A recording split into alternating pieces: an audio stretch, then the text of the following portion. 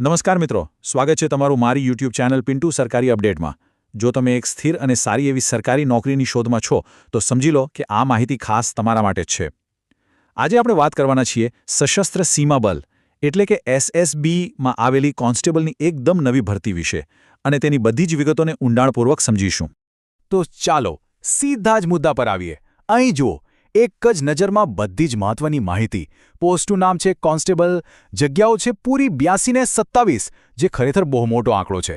પગાર પણ લેવલ 3 મુજબ 21,700 રૂપિયાથી શરૂ થાય છે અને અરજી કરવાની તારીખો પણ આપેલી છે। તો આજે આપણે શું જાણવાના છે એની એક ટૂંકી રૂપરેખા જોઈ લઈએ। સૌથી પહેલા આપણે ભરતીની એક સામાન્ય ઝલક મેળવીશું, પછી જગ્યાઓ, પોસ્ટ અને પગારની વિગતોમાં જઈશું। એના પછી શૈક્ષણિક અને શારીરિક લાયકાત શું જોઈએ એ ચકાસીશું, પછી આખી પસંદગીની પ્રક્રિયાને સ્ટેપ બાય સ્ટેપ સમજીશું અને છેલ્લે સૌથી અગત્યનું ફોર્મ કે રીતે ભરવું એની વાત કરીશું। ચાલો તો શરૂઆત કરીએ। આ જે ભરતી છે એ ગૃહ મંત્રાલય હેઠળ આવે છે અને ગ્રુપ Cની નોન ગેઝેટેડ પોસ્ટ માટે છે। હવે તમને થશે કે આ નોન ગેઝેટેડ એટલે શું? તો સાદી ભાષામાં કહીએ તો આ અધિકારી રેન્કની નીચેની પણ ખૂબ જ મહત્વની અને એકદમ સ્થિર સરકારી નોકરીઓ છે, જે તમને દેશ સેવા કરવાનો એક શાનદાર મોકો આપે છે। સશસ્ત્ર સીમા બલની અંદર કોન્સ્ટેબલની જુદી જુદી ટ્રેડની જગ્યાઓ માટે અરજીઓ મંગાવવામાં આવી છે। અને એક વાત ખાસ મગજમાં રાખજો કે અરજી ફક્ત અને ફક્ત ઓનલાઈન જ કરવાની છે, બીજી કોઈ રીતે અરજી સ્વીકારવામાં આવશે નહીં। ચાલો હવે એ વાત પર આવીએ જેની તમે બધા રાહ જોઈ રહ્યા હતા કે ભાઈ આ ભરતીમાં આપણા માટે શું છે? મતલબ કે કુલ જગ્યાઓ કેટલી છે, કઈ કઈ પોસ્ટ પર ભરતી છે અને સૌથી જરૂરી પગાર કેટલો મળશે?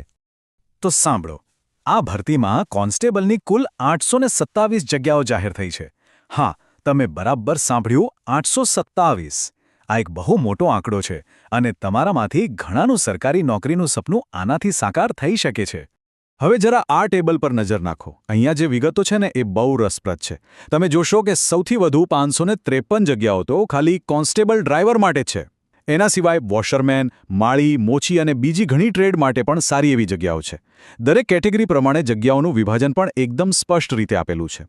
તમે ઈચ્છો તો અહીં વિડીયોને પોઝ કરીને આરામથી જોઈ શકો છો। અને હવે વાત કરીએ પગારની। તો જુઓ, પે લેવલ 3 મુજબ તમારો બેઝિક પગાર 21,700 રૂપિયાથી લઈને 69,100 રૂપિયા સુધીનો રહેશે। અને યાદ રાખજો, આ તો ખાલી બેઝિક પગાર છે। આની ઉપર સરકારના નિયમ પ્રમાણે મોંઘવારી ભથ્થું, મકાન ભાડું, ટ્રાન્સપોર્ટ અલાઉન્સ જેવા બીજા ઘણા ભથ્થાઓ પણ મળશે, જે તમારી ઇન હેન્ડ સેલેરીને ખૂબ જ આકર્ષક બનાવી દેશે। તો હવે પગાર અને જગ્યાઓ વિશે તો આપણે જાણી લીધું। હવે સૌથી મોટા સવાલ પર આવીએ, આ નોકરી માટેની લાયકાત શું છે? અને શું તમે આ લાયકાત ધરાવો છો? ચાલો ફટાફટ ચકાસી લઈએ। આ ટેબલ પર ખાસ ધ્યાન આપજો।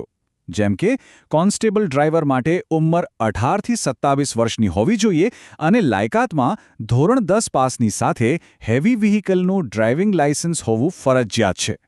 એ જ રીતે બીજી ટ્રેડ પોસ્ટ માટે ઉંમર 18થી 23 વર્ષ અને લાયકાતમાં ધોરણ 10 સાથે જે તે ટ્રેડનો અનુભવ અથવા ITI સર્ટિફિકેટ જરૂરી છે। બધી જ વિગતો માટે ઓફિશિયલ નોટિફિકેશન એકવાર જરૂર જોઈ લેજો।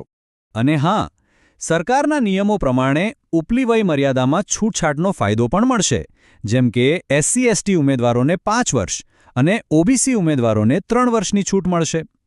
આ ટેબલમાં બીજી કેટેગરીની વિગતો પણ છે, તો તમે તમારી કેટેગરી પ્રમાણેની છૂટછાટ ચોક્કસપણે ચકાસી લેજો। મિત્રો, ફોર્સની નોકરીમાં જેમ ભણતર જરૂરી છે, એમ જ શરીરની કદકાઠી પણ એટલી જ જરૂરી છે। દરેક પોસ્ટ માટે ચોક્કસ ઊંચાઈ અને છાતીના માપદંડો નક્કી કરેલા છે। આ માહિતી માટે નોટિફિકેશનને 2 વાર વાંચવું ખૂબ જ જરૂરી છે, કારણ કે એક નાનકડી ભૂલ પણ તમને આખી પ્રક્રિયામાંથી બહાર કરી શકે છે। ચાલો માની લઈએ કે તમે બધી જ રીતે યોગ્યતા ધરાવો છો, તો હવે સવાલ એ થાય કે પસંદગી કઈ રીતે થશે? તો ચાલો હવે એ જાણીએ કે આ નોકરી સુધી પહોંચવાનો રસ્તો કેવો છે, એટલે કે સિલેક્શન પ્રોસેસ શું છે। આખી પસંદગી પ્રક્રિયા મુખ્ય રીતે 4 પગથિયા જેવી છે। પહેલું પગથિયું છે શારીરિક કસોટી, જેમાં PET એટલે કે દોડ અને PST એટલે કે શારીરિક માપદંડનો સમાવેશ થાય છે। બીજું પગથિયું છે 100 માર્ક્સની લેખિત પરીક્ષા, જે કોમ્પ્યુટર પર લેવાશે। ત્રીજા પગથિયામાં તમારા ડોક્યુમેન્ટ્સ ચેક થશે અને તમારી ટ્રેડ મુજબ સ્કિલ ટેસ્ટ લેવાશે. અને છેલ્લું અને ચોથું પગથિયું છે મેડિકલ પરીક્ષા. પહેલા તબક્કાને થોડું વધારે સમજીએ. પીઈટીમાં તમારી દોડવાની ક્ષમતા ચકાસવામાં આવશે, જેમાં પુરુષોએ 24 મિનિટમાં 4.8 કિલોમીટરની દોડ પૂરી કરવાની રહેશે, જ્યારે પીએસટીમાં નક્કી કરેલા માપદંડ પ્રમાણે તમારી ઊંચાઈ અને છાતીનું માપ લેવામાં આવશે. મહિલા ઉમેદવારો માટેના નિયમો અલગ છે, જે નોટિફિકેશનમાં આપેલા છે. હવે આવે છે આખી ભરતીનો સૌથી અગત્યનો તબક્કો, લેખિત પરીક્ષા. આ 2 કલાકની પરીક્ષામાં જનરલ નોલેજ, ગણિત, રીઝનિંગ અને તમારી પસંદગી મુજબ અંગ્રેજી અથવા હિન્દી ભાષાના 100 ઓબ્જેક્ટિવ પ્રશ્નો પૂછાશે. યાદ રાખજો, આ પરીક્ષામાં સારો સ્કોર જ તમને મેરિટમાં આગળ લઈ જશે. બધી જ માહિતી તો મેળવી લીધી, પણ જો અરજી જ ના કરીએ તો શું કામનું? તો ચાલો હવે ફટાફટ એક્શન લેવાનો સમય છે. અરજી કઈ રીતે કરવી, આ પ્રક્રિયાને એકદમ ધ્યાનથી સમજજો, અને છેલ્લી તારીખ તો ભૂલતા જ નહીં. અરજી ફીની વાત કરીએ તો જનરલ, ઈડબ્લ્યુએસ અને ઓબીસી કેટેગરીના ઉમેદવારોએ માત્ર ₹100 ફી ભરવાની છે. અને સૌથી સારી વાત એ છે કે એસસી, એસટી, ભૂતપૂર્વ સૈનિકો અને તમામ કેટેગરીની મહિલા ઉમેદવારો માટે કોઈ જ ફી નથી. તેમના માટે અરજી એકદમ ફ્રી છે. મિત્રો, ફોર્મ ભરતી વખતે બિલકુલ ઉતાવળ ના કરતા અરજી ફક્ત ઓફિશિયલ વેબસાઇટ recruitment.ssb.gov.in પર જ કરવાની છે. તમારો ફોટો, સહી અને બધા જરૂરી ડોક્યુમેન્ટ્સ સ્પષ્ટ રીતે અપલોડ કરજો, અને ફાઇનલ સબમિટ બટન દબાવતા પહેલા બધી વિગતો શાંતિથી 2 વાર ચેક કરી લેજો. અને આ સ્લાઇડ પર ખાસ નજર રાખજો. અહીં બતાવ્યા પ્રમાણે જ તમારી સહી સ્પષ્ટ અને બોક્સની અંદર જ હોવી જોઈએ. કેપિટલ અક્ષરોમાં કરેલી કે અસ્પષ્ટ સહી જેવી ભૂલો નહીં ચાલે. આ નાની દેખાતી ભૂલ તમારું ફોર્મ રિજેક્ટ કરાવી શકે છે, એટલે આ બાબતે ખાસ સાવચેતી રાખજો. આ તારીખો તમારા મોબાઈલમાં કેલેન્ડરમાં અત્યારે જ નોંધી લો. ઓનલાઈન અરજી 21 માર્ચ 2026થી શરૂ થશે, અને અરજી કરવાની છેલ્લી તારીખ છે 20 એપ્રિલ 2026. છેલ્લી ઘડીની ભાગદોડથી બચવા માટે બને એટલું જલ્દી ફોર્મ ભરી દેજો.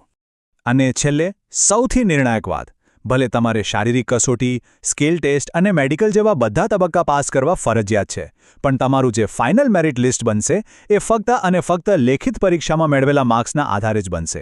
આનો સીધો મતલબ એ છે કે લેખિત પરીક્ષાની તૈયારી પર તમારે સૌથી વધુ ફોકસ કરવાનું છે. ટૂંકમાં કહીએ ને તો સશસ્ત્ર સીમા બલમાં કોન્સ્ટેબલ બનવા માટેની આ એક સુવર્ણ તક છે.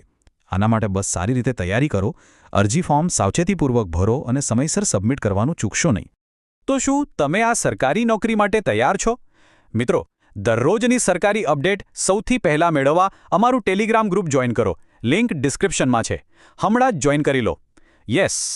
તો મિત્રો, આ હતી સંપૂર્ણ માહિતી. જો તમને આ માહિતી ઉપયોગી લાગી હોય તો થમ્સ અપ. વિડિયો લાઇક કરો, મિત્રો સાથે શેર કરો, બેલ અને ચેનલને સબસ્ક્રાઇબ કરવાનું ભૂલશો નહીં. મળીએ ફરી એક નવી સરકારી ભરતી સાથે. જય હિન્દ, જય ગુજરાત.